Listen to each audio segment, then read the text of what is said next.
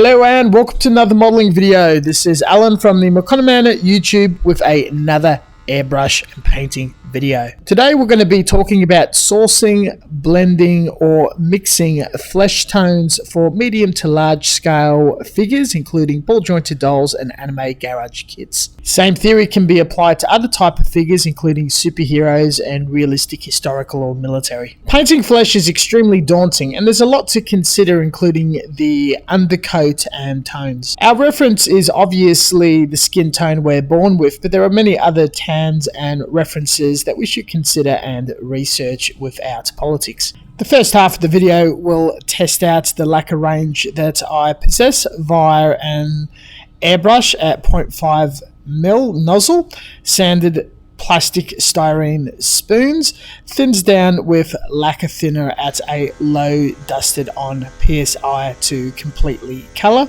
Each spoon and colour will be compared with some flesh tone reference art on my model kit collection. My first attempt was a single colour on the garage kit with a grey primer and it looked very dull and dead. Butchering a Chinese proverb on collecting jade and art, a piece that looks like living, breathing, warm flesh will always be the most valuable and sought after by collectors and appreciators.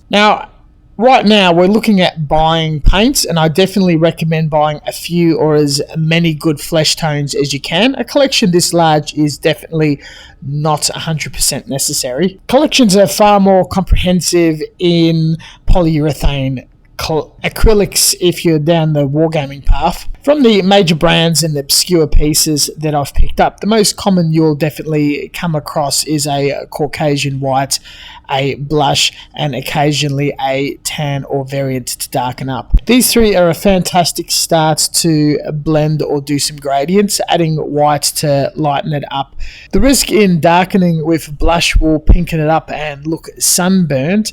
I would much rather explore a sand to a dirt brown color and add to that for more variation or tones if a tan does not exist. Many does. Having a look at khaki, military and weathering colors in the Mr. Hobby range, including Gaia Note, you'll find that I've included some regular paints in the line and they blend and go together quite well if you ignore the actual name of the products and go more through the color and references you've collected. Lacquer being lacquer, blending wise, all the brands are compatible and can mix together. They apply and have good adhesion. The pre-thinned airbrush ready stuff is annoying that you don't have enough product for your bang. If you were to go to the shops and buy something, I highly recommend looking at Flesh and Character Flesh by Mr. Hobby.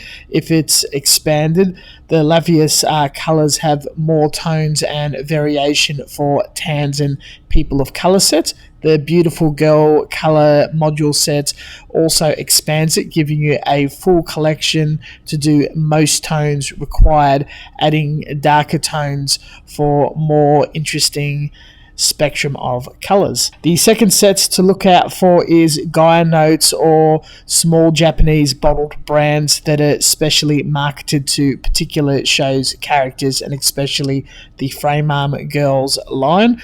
These are spot on to the actual references in creating the characters in art form. The rest are not necessarily necessary, but okay if you have access to nothing else. This is a good start for colouring in a basic shade or blushing your kits. Having two will give you more variation and you can go in a modulation pattern as I do and have multiple shades going in and out. However, you do not have access to buying any of these brands or types of paints, or you need a large quantity of paint, and it's very easy to mix together.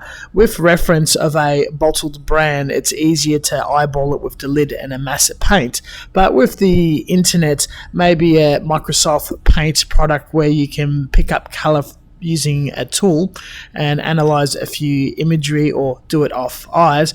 I'm going to be mixing a oxidized red, a pink or red color, and a sand brown color.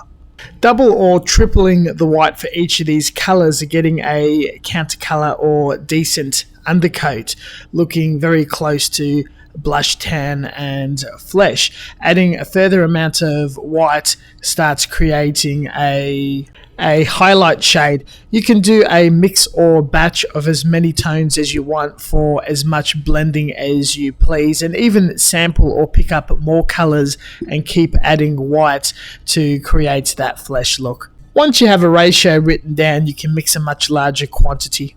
Thank you very much for watching, and as always, until next time, stay tuned for further content, and we'll catch you guys next time. See you later.